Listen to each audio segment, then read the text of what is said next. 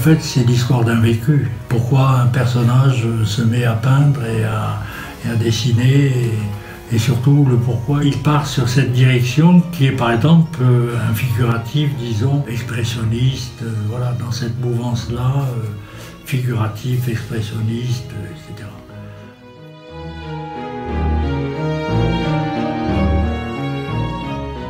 Mais en fait, les personnages, c'est à la fois moi et les autres. Et puis, dans le domaine du figuratif, puisque je suis dans le figuratif, qui dit figuratif dit figure, tous ces personnages qui sont là, anxieux, pas anxieux, fuyants, pas fuyants, racontant plein d'histoires, peut-être mélancoliques ou pas mélancoliques, mais disons, tout ce cheminement peut être à la fois pas forcément mon histoire personnelle, mais aussi j'essaie de comprendre, entre parenthèses, la vie tout court, et d'essayer de comprendre et surtout de répondre à cette fameuse question que tout le monde se pose et qu'on s'est posée depuis des millénaires: que faisons-nous? Où allons-nous? Donc voilà.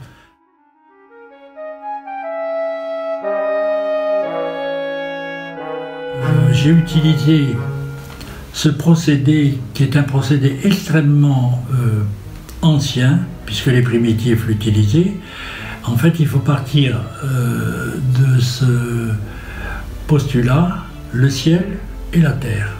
Donc déjà, dans une surface, ça fait déjà deux espaces.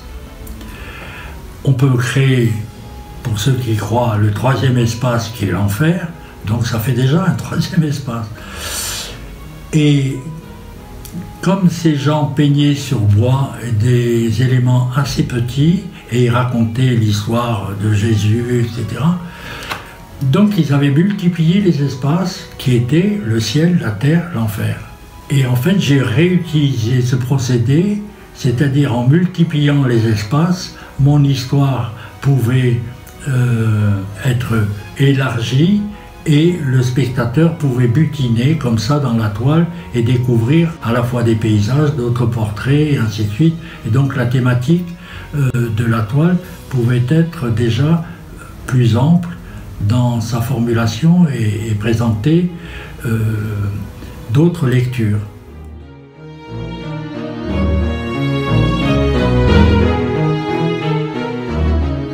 Très jeune, j'avais travaillé pour un journal qui me commandait des dessins. À l'époque, j'étais à Paris, et je dessinais soit des personnages, des vues de Paris, etc., etc.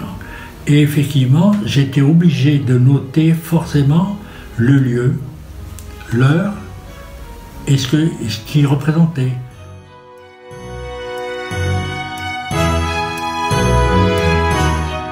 Mais le texte de Robert Marteau a été révélateur, et tout d'un coup j'ai plongé là-dedans parce que le texte m'a bien plus qu'aidé, m'a nourri, et surtout comme j'ai trouvé que le texte était passionnant et surtout formidablement bien écrit, ça a été du pain béni pour moi. J'ai foncé là-dessus, c'était très bien, c'était sans problème. Donc ça souligne bien le rapport qu'on peut avoir au texte.